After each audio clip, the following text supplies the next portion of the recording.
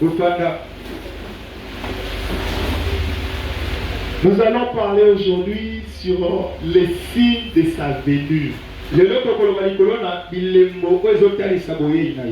Les signes de sa venue. Sa venue là, c'est la venue du Seigneur Jésus. Les signes de sa venue. Qui savent que Jésus doit venir? Qui s'attendent à la venue du Seigneur? Que Dieu vous bénisse. Vous qui soupirez d'après la venue du Seigneur, que Dieu vous bénisse richement. Alors nous allons voir ensemble quels sont les signes de sa venue. Aujourd'hui ça sera juste une grande introduction. Et nous allons finir ça le dimanche prochain. Parce qu'il y a beaucoup à dire. Mais ce sont des choses de ce temps qui nous concernent. Nous pouvons parler. Mais la finalité ici, c'est que nous puissions aller au ciel.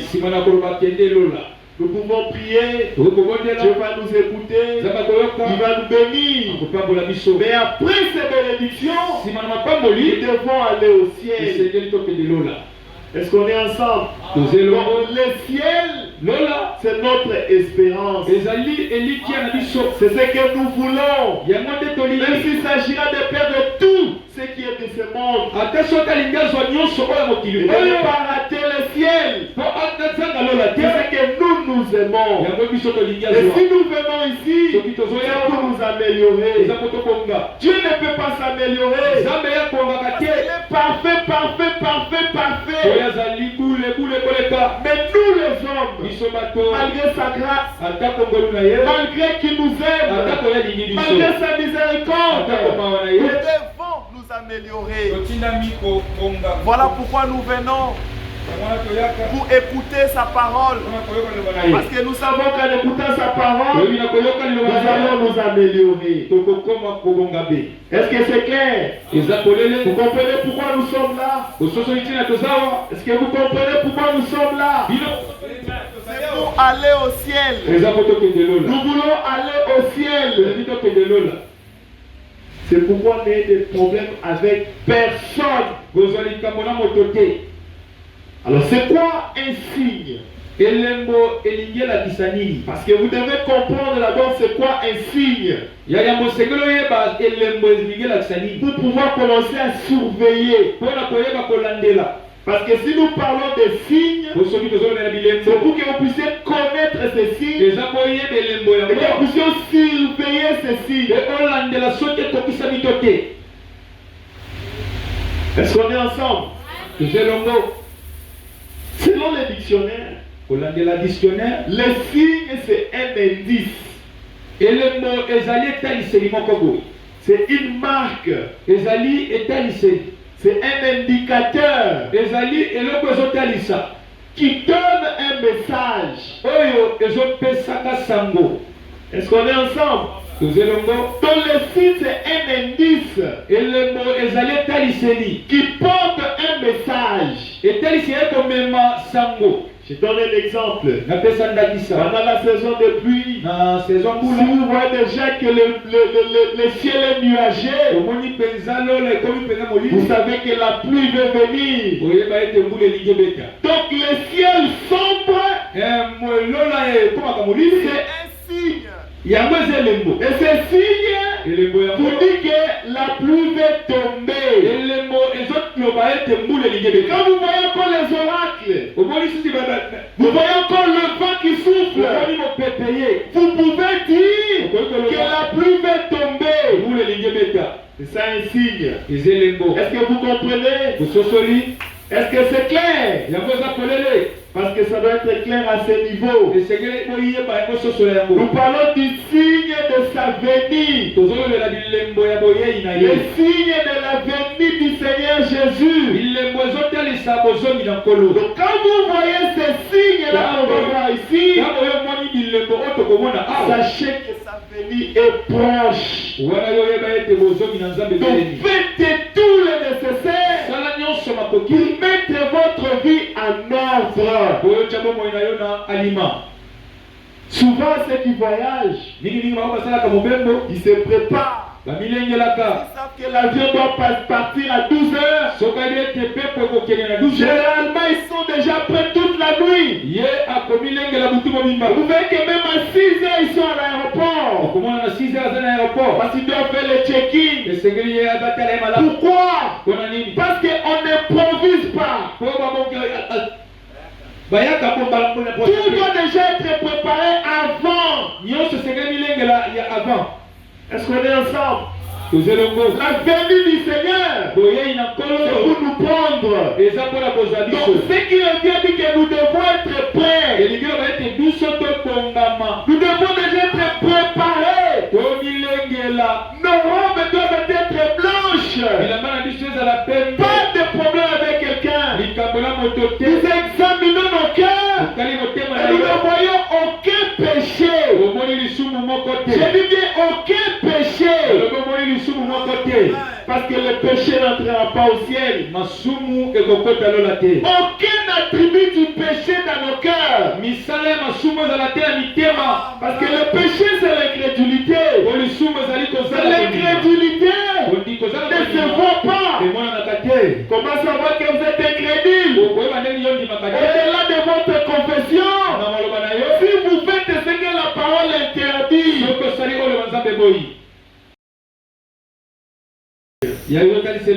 est-ce que c'est clair? Mais ici nous allons parler des signes de sa venue. Le signe de la venue du Seigneur Jésus-Christ. Verset 7, Matthieu 24, 7. La Bible dit ceci. Une nation s'élèvera contre une autre. Et un royaume contre un autre. Il y aura divers lieux de famine et de tremblements de terre. Ça c'est Jésus lui-même. Une nation s'élèvera contre une autre. Ce n'est rien d'autre que la guerre. Et si vous lisez, on vous dira il y aura des guerres et des bruits de guerre. Donc autrement dit, quand on vous apprend qu'il y a des guerres ça et là, c'est un signe qui vous annonce que Jésus vient bientôt. Et que votre vie doit être en ordre. Est-ce qu'il y a des guerres présentement? Est-ce qu'il y a des guerres à l'est du pays? La guerre ne finit jamais. Et nous savons selon la prophétie, il va malheureusement dire 7 choses qui devraient venir. Et parmi ces prophéties, il nous a dit épouse, surveillez les rois du nord, surveillez la Russie. Et aujourd'hui, la Russie est en conflit. Pas seulement avec l'Ukraine. Parce qu'avec l'Ukraine, c'est une guerre de procuration. Mais contre l'Occident. Et qui dit l'Occident? On voit les États-Unis. Et pour madame avait une vision. Il a dit qu'il a entendu derrière lui des bruits. Comme une vaste explosion. Et quand il s'est retourné au pouvoir, il dit, il a vu que le centre, le cratère, la fumée. Il s'est demandé qu'est-ce qui s'est passé. La voix a dit, c'est la Russie qui a bombardé les États-Unis. Est-ce que nous ne sommes pas près de ça? On nous a prédit Satan 2. C'est un missile inarrêtable. Parce que selon la prophétie de Frère Branham, c'est la Russie qui frappera les États-Unis. Détrompez-vous. Tout ce que vous voyez, la superpuissance des États-Unis, elle n'est rien devant la parole. La parole s'accomplira. Et selon la parole, c'est la bombe russe qui effacera les États-Unis.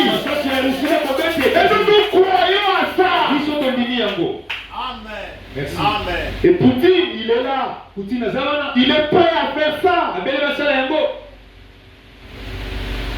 C'est un signe.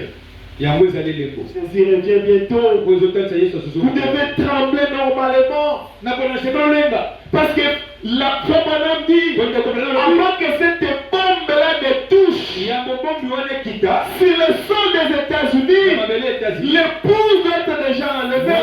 Cela veut dire que l'enlèvement peut venir aujourd'hui. Peut-être à 13h ici. Quelle est ta vie? Qu'est-ce qui est dans ton cœur? Qu'est-ce qui est dans ton cœur? Est-ce que tu es dans l'expectative? Ou ta pensée seulement dans les choses de ce monde? On va en parler. Normalement, l'état dans lequel nous nous trouvons, c'est un état d'urgence. Vous avez déjà vu le montant passer. Vous savez qu'à 2 minutes, le président il est là. Non, le cas c'est 45 minutes, 45 secondes. Vous savez que dans 45 secondes, le président il est là. Si vous faites gaffe de ne pas laisser le chemin, non seulement qu'on va te prendre, mais on va te considérer comme terroriste. Maintenant que nous voyons que la guerre est là, qu'est-ce que nous pensons au plus profond de nous-mêmes? Le fait de penser seulement à ça, ça devait vous amener dans la prière. Ça devait vous pousser à l'église. Ça devait vous amener à ne pas avoir de problème avec les gens. Parce que vous savez bien, si vous avez des problèmes avec quelqu'un sur cette terre, vous n'irez pas au ciel. Oh, c'est lui qui m'a provoqué. C'est lui qui a commencé. Que dit la parole de Dieu? Si vous venez à l'autel avec une offrande et que vous réalisez il y a quelqu'un qui a un problème contre toi, pas que toi tu as un problème contre lui. Qu'est-ce que la parole dit? Laissez là votre offrande. Allez d'abord vous réconcilier. Après venez le président. Et toi tu es la porte. Laissez le chemin. Il n'y en a que peu qui le trouvera. Toi tu as dit sur ton cœur. Celui qui n'en sort la été. Je ne vais pas les saluer. C'est ton problème. Tu vas rester. Tu vas rester ici. Est-ce que je dis la vérité? Les signes de guerre et bruit de guerre montrent que Jésus revient. Moi je l'attends. Je l'attends. Je l'attends. Et puis c'est individuel. Oh, parce que mon papa est comme ceci. Oh, et ma maman est ceci. Parce que mon église est ceci. Ce n'est pas ça. Tu peux être un bon prédicateur et rester. Parce que le prédicateur aujourd'hui, c'est eux qui embrouillent les enfants de Dieu. Ils viennent emmener les églises dans leur propre conflit. Si moi je suis pasteur, et comment critiquer moi le pasteur? Pourquoi je dois vous en parler? Parce que je sais que si je vous en parle, vous allez prendre position pour moi. Mais vous allez haïr votre personne. Et avec la haine, vous ne pouvez pas entrer au ciel. Que Dieu me garde de faire ça. Parce que moi aussi je me bats pour aller au ciel. Parce que le ciel est mon espérance. Donc le premier signe, ce sont des guerres et des bruits de guerre. Chaque fois que vous entendez ça, sachez que Jésus revient bientôt. Alors préparez-vous. Quoi encore? Et le tremblement de terre. Et tu n'en parlons pas. La famine. La famine. N'en parlons pas. Aujourd'hui, si tu as 5 000 francs, qu'est-ce que tu vas manger? Alors que notre pays est parmi les pays les plus pauvres. Les gens n'ont pas à manger. Les gens cherchent. Et même l'amour s'est refroidi. Ce n'est pas moi qui l'ai dit. Matthieu 24 et 12. Matthieu chapitre 24 verset 12. Il dit ceci. Et parce que l'iniquité sera accrue, l'amour du plus grand nombre se refroidira. Les gens ne s'aiment plus. Il n'y a plus d'amour au milieu de nous. Parce que les critiques se sont installées. La Bible dit, l'amour profond ne soupçonne pas le mal. Mais le soupçon est entré au milieu de nous. Il a fait ceci. C'est que ça veut dire ça. D'ailleurs, il n'y a qu'à lui que j'avais dit ces choses-là. Quand j'ai entendu chez l'autre personne, c'est que c'est l'autre là qui a raconté. Comment tu vas aimer dans cet état-là. L'amour du plus grand homme se refroidira. Est-ce que c'est ton état aujourd'hui, mon frère? Est-ce que c'est ton état aujourd'hui, ma soeur? Est-ce que l'amour que tu as, c'est l'amour que tu avais, que ça soit envers Dieu? Avant, tu pouvais te réveiller la nuit, seul tu priais, mais aujourd'hui tu ne le fais plus. Pourquoi? L'amour se refroidira. C'est un signe de sa venue. Si ton amour a refroidi, sachez que Jésus vient bientôt. Et l'amour entre nous, il n'y a plus d'amour. Il n'y a plus d'amour. Tous les Kibango, et ils sont de l'autre côté, et ils sont de l'autre camp. Ils sont là, ah bon? Malheur à vous, si vous le faites, parce que c'est le signe que Jésus revient bientôt. Parce que si les signes s'appliquent sur vous, sachez pas vous rester. Oh Seigneur, aide-nous. L'amour se refroidira. Des problèmes et des problèmes. Aujourd'hui tu as un problème. Tu pries. Demain notre problème. Tu pries. L'autre jour notre problème. Je ne vais plus prier. L'amour a fait quoi? A refroidi. Et si c'est ça ton état, c'est ce matin, je t'en prie de changer. Parce que tu dois changer. Si jamais tu veux aller au ciel, tu dois changer. Est-ce que je suis clair? Est-ce que vous me suivez? Metanoia. Suivez-moi très bien. Je sais que c'est dur. Je sais que c'est difficile. Mais je dois le dire. Dans le verset 33, il dit, de même, quand vous verrez toutes ces choses, sachez que le Fils de l'homme est proche, à la porte. Est-ce que nous voyons ces choses? Quelles sont ces autres choses?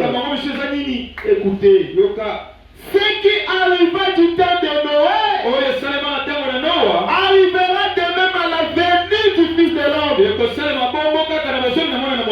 Qu'est-ce qui arriva du temps de Noé? Alors nous a parlé de ça, la veillée le vendredi. La Bible dit dans Genèse 6, les gens se sont multipliés. Ils sont devenus nombreux. Et ils se sont dit, nous pouvons faire quelque chose. Et les filles ils firent naître. Et les fils de Dieu, voyant que les filles des hommes étaient devenues belles, ils ont pris pour femmes. C'est ce que la Bible dit. La Bible n'a pas dit il est maria, non. Il Il a pris pour femme. y a 80 ans dans la biseau. Parce que la détresse était devenue tellement grande. On ne sait plus comment on va trouver l'argent. On devait t'enlever là pour pousser. Est-ce que ça ne se fait pas aujourd'hui? Aujourd'hui, on est à combien? À plus de 8 milliards dans le monde. Dans les tableaux du temps de Noé, c'est revenu. Et Jésus a dit, quand vous verrez cela, sachez que je suis à la porte. Les filles devenaient belles. Frère Branham nous dit, qu'est-ce que cela veut dire? Depuis la création, en réalité, la femme a été créée belle. Parce que suivant la création, Dieu a fait en sorte que pour tous les animaux, les mâles sont beaux que les femelles. Si vous pouvez constater, vous verrez cela. C'est Frère qui le dit. Si vous prenez la poule et les coqs, vous verrez que les coqs est très beau décoré. Il y a des choses là et quand vous le voyez, il est très beau. Même ses plumes. Si vous allez chez la chèvre et les boucs, vous verrez que le bouc est très beau que la chèvre. Si vous allez voir le lion et la lionne, vous verrez que le lion est très beau. Avec une grosse tête là bien taillée. Ainsi de suite. Mais chez les humains, Dieu avait fait l'inverse. Il a fait en sorte que la femme soit belle que l'homme. C'est comme ça que Frère Branham dit quelque part. Si vous voyez un frère qui est très beau là, c'est qu'il y a un accident quelque part. C'est ce que Frère Branham dit. Bon, il y a aussi l'aspect génétique qui compte. Si papa était beau, maman était belle, bon, les garçons seront aussi beaux. Mais ce n'est pas ça notre sujet. Mais Frère Branham dit, les filles devenaient belles. C'est-à-dire que leur pensée était tournée vers la beauté. Donc que vous soyez belle ou pas, vous voulez être belle. Malgré le fait que Dieu vous a créé belle. Alors en conséquence, il faut chercher à mettre des histoires. La parole dit, vous avez été créé belle. Mais tout vient que vous puissiez chercher à corriger Dieu. Ça c'est la mondanité. Vous verrez, tu es né normal. Tu prends ton propre argent. Tu vas au marché. Tu vas acheter des mèches. Même des rouges. Des verts. Chocolat café. Des bleus. Des couleurs inhumaines. Pourquoi tu le fais? Parce que tu veux paraître belle. Tu n'as pas confiance à toi-même. Oh, il faut qu'Abel ce qui a gagné. Je vais vous dire une chose. Frère Branham était allé en enfer. Il a vu des gens là-bas. Quand il est ressorti, un jour il était devant la télé. Là, les gars s'étaient morés. C'était une dame à l'époque. Comme les influenceuses d'aujourd'hui. Elle a fait des histoires là. Frère Branham dit, mais ce sont les choses que j'ai vues en enfer. Donc l'enfer est sur la terre. Enfants des cieux, éloignez-vous de cela.